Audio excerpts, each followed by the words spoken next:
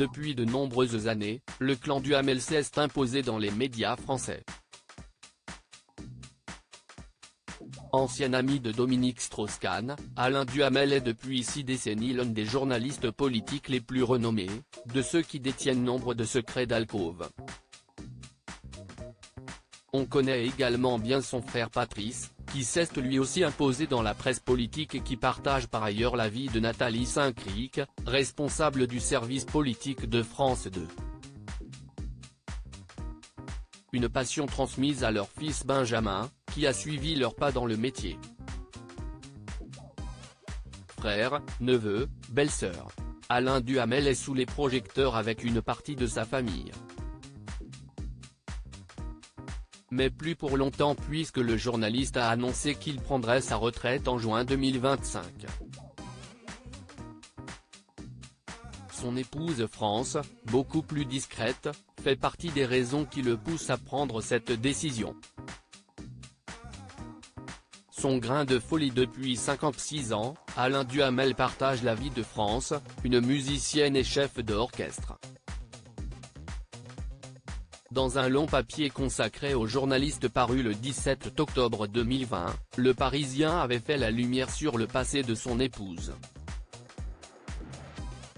Je l'ai rencontré à un déjeuner avec ma sœur. Je l'avais trouvé très sympathique, mais j'avais estimé aussi qu'il ne se prenait pas pour rien. J'ai pourtant dit à ma sœur, si est-il le genre d'homme que je pourrais épouser, avait confié l'intéressé au Parisien. Sa prophétie d'alors n'a d'ailleurs pas tardé à se réaliser puisque le couple s'est dit oui en 1967. Et France va jouer un rôle primordial dans leur mariage. Mon père m'avait dit, il faudra que tu sois le fou du roi, avait ensuite expliqué la femme d'Alain Duhamel. Un rôle qu'elle assure encore aujourd'hui. Nos confrères avaient ainsi décrit France Duhamel comme le grain de folie du journaliste dans son existence austère.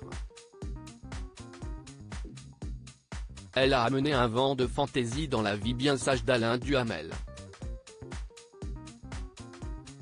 Exemple parmi tant d'autres de cette légèreté d'être, un soir, alors qu'elle devait diriger l'opéra bouffe La Belle Hélène de Jacques Offenbach, la chef d'orchestre s'était présentée devant son pupitre drapé dans un costume grec, provoquant les rires du public.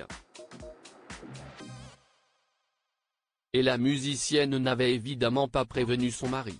Ce qui lui avait évité de tenter de m'en dissuader, s'était-elle ensuite souvenue, amusée, avant de conclure, j'ai vraiment découvert son sérieux après notre mariage. Sérieux, mais pas triste. Nous rions beaucoup. Crédit photo, Véan Ramsamy Christophe Clovis.